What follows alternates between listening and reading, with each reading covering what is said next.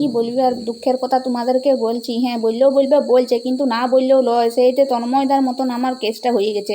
তন্ময়দা ধনু যেমন বলা সেরকম আমারও কেসটা হয়ে গেছে। কি আর কইব বলো। শ্বশুর ঘরে হইলে সব কাজ করতে হচ্ছে নিজের হাতে, বাপের ঘরে হলে পায়ের উপরে পা দিয়ে বসে গেট দিয়ে বসতাম আর ফুর্তি করতাম, পূজাটা মজা করতাম। এইটা লুবো সেইটা লুবো, বন্ধুদের সাথে ঘুরতে যাবো, মায়ের সাথে যাবো, বোনের সাথে, দিদির সাথে, সবার সাথে।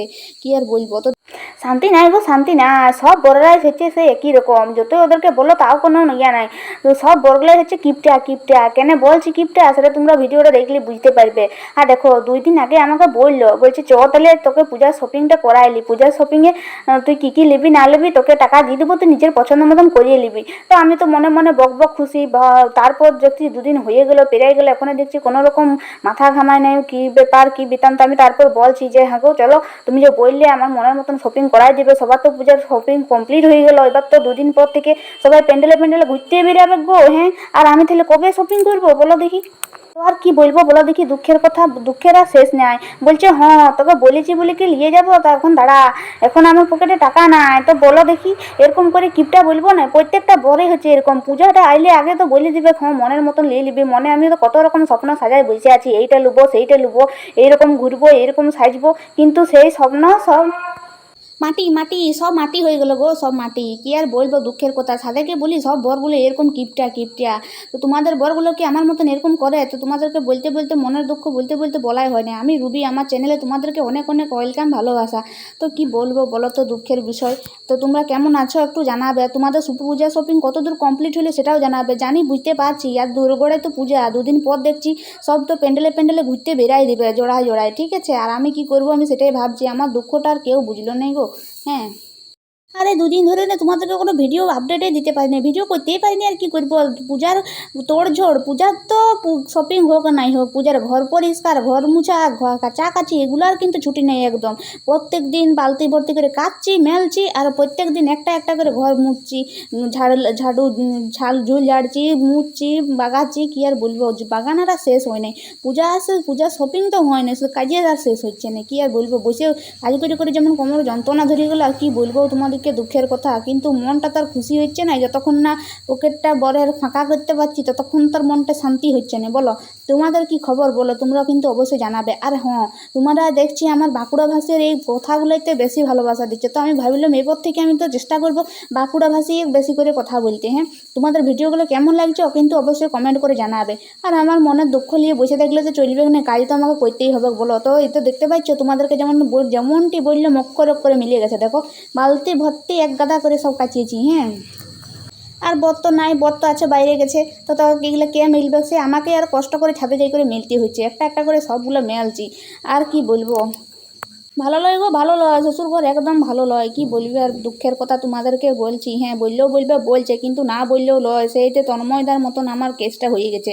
তন্ময়দা ধনু যেমন বলা সেরকম আমারও কেসটা হয়ে গেছে। কি আর কইব বলো। শ্বশুর ঘরে হইলে সব কাজ করতে হচ্ছে নিজের হাতে, বাপের ঘরে হলে পায়ের উপরে পা দিয়ে বসে গেট দিয়ে বসতাম আর ফুর্তি করতাম, পূজাটা মজা করতাম। এইটা লুবো সেইটা লুবো, বন্ধুদের সাথে ঘুরতে যাবো, মায়ের সাথে যাবো, বোনের সাথে, দিদির সাথে, সবার সাথে।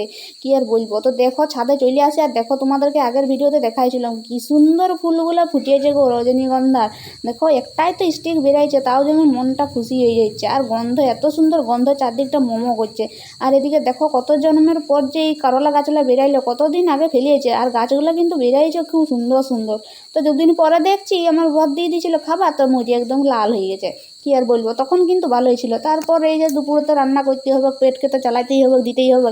তো চলে আসছি রান্না বান্না করতে, সব কাজ করে। তো এগুলো আর কত বলি কতই ভিডিও করবো, তোমরা তো দেখে দেখে বোর হয়ে যাবে। তারপরে বিকালে চলে এসেছি আর একটু ছাদে। ফুলগুলো দেখে এত লোভ লাগছিল, মনে হচ্ছিল সবটাই তুলে নেবো, কিন্তু সবটা তুলে নিলে তো সবগুলো ফুটে নেই, ওটা নেই। তো একটা ফুল নিলাম এখান থেকে। তোমরা আমার রিলস ভিডিওর মধ্যে কিন্তু দেখতে পাই গেছো, আমি এগুলো আগে শেয়ার করে দিয়েছিলাম। ভিডিওটাই এডিট করতে পারিনি, তো কী করে ভিডিও শেয়ার করবো বলো দেখি। তো এই যে নিয়ে নিলাম একটা বরের জন্য, ঠিক আছে, সারপ্রাইজ দিব বলে। তো তো বরকে তো দেবো আর গন্ধটা আমি বলি বরকে তো দেওয়ার আগে আগে নিজে একটু উপভোগটা করিয়ে নিই, তারপরে তো নিচে চলে গেলাম। বরকে বলি তুমি একটুকু দাঁড়াও, তোমার জন্য সারপ্রাইজ আছে। সারপ্রাইজ একটা গিফট, সে তো বুঝতে পারে না যে আমার জন্য আবার কী গিফট। সে বলছে দেখো কী গিফট, বলে এই দেখো টেনটেড়ে। তা বর তো আমাকে গোলাপ দেই নাই, তো আমি এই বরটাকে বলছি তুমি লাও রজনীগন্ধা, দেখো কেমন লাগছে। গন্ধ শুনে দেখছি দারুণ গন্ধ। আর দেখো একটুকু রোমান্টিকভাবে আমি দিয়েছি, তো ও আমাকে দিচ্ছে। আমি বলি হ্যাঁ তুমি তো আমাকে গোলাপ দিলে না একদিনও, আমি তোমাকে ফুলটা দিয়া সেটাই তুমি আমাকে বুঝিয়ে দিচ্ছ। তো কি বলবো, রজনীগন্ধার গন্ধটা এত সুন্দর না, সে আমার দিলেও মনটা যেমন খুশি হয়ে গেল। আরও পালা ছিল বলতে বলতে বলতে তাহলে দাঁড়াও একটুকু, তাও একটু ভিডিওটার সামনে পোজ মারি দাঁড়ায় দিল, তারপর বিরক্ত হয়ে চলে গেলো। তো আমি ভাবছিলাম সবাই দেখি এরকম ডায়েরির মধ্যে ফুলকে রাখে, গোলাপ ফুল, তো আমাকে তো বর গোলাপ দেয় নাই। আমার একটা ডায়েরিও আছে ভাঙা ফুটা, তো সেটার মধ্যে আমি ভাবলাম রজনীগন্ধাটাই রাখি, কী আর করবো।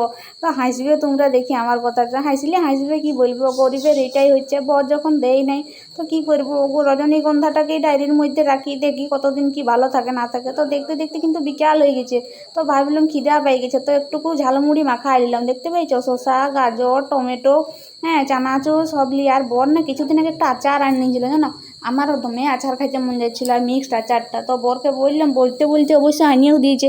আর এত সুন্দর লাগে না আমার এই আচারটা, এটা ছোলা বাটারার সাথে আচারটা দেই গাই দিয়ে ভালো লাগে আমার, জানো তো। তারপর দেখো ভিডিও করে শেষ করলাম। হ্যাঁ, তারপরে যে ইউটিউবে জন্য একটা ভিডিও বানাইছিলাম, তোমরা নিজেরাই দেখে নাও কি বলেছি না বলেছি। বন্ধুরা দেখতে পাচ্ছ আমি একটু সাজুগুজু করেছিলাম একটু ভিডিও বানানোর জন্য।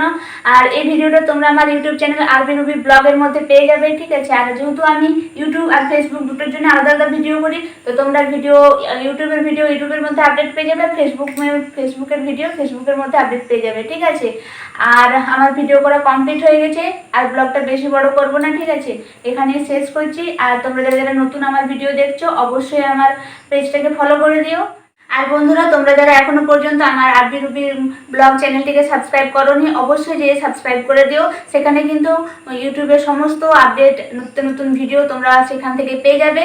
আশা করি তোমাদের ভালো লাগবে, আর সেই ভিডিও তোমরা ফ্যামিলি বন্ধু সকলের সাথে বসে দেখতে পাবে। অবশ্যই চ্যানেলটিকে সাবস্ক্রাইব করে দিও, ঠিক আছে।